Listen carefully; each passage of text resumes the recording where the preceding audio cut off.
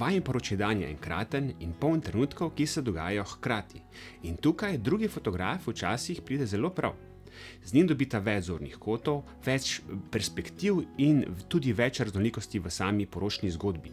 Medtem ko nevesta hodi proti oltarju, lahko eno ujame njen prihod, drugi pa reakcijo ženina.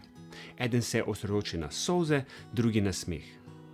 Poleg tega je to tudi dodatna varnost, če ima glavni fotograf tehnične težave ali pa celo zboli, nič ne bo izgubljeno.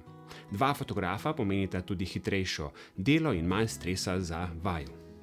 Vendar pa drugi fotograf ni vedno nujen. Veliko je odvisno od števila svatov, časovnice in vajinih želja. Najbolje je, da se o tem pogovorita z izbranim fotografom in skupaj ugotovita, ali bi dodaten fotograf koristil vajinemu dnevu.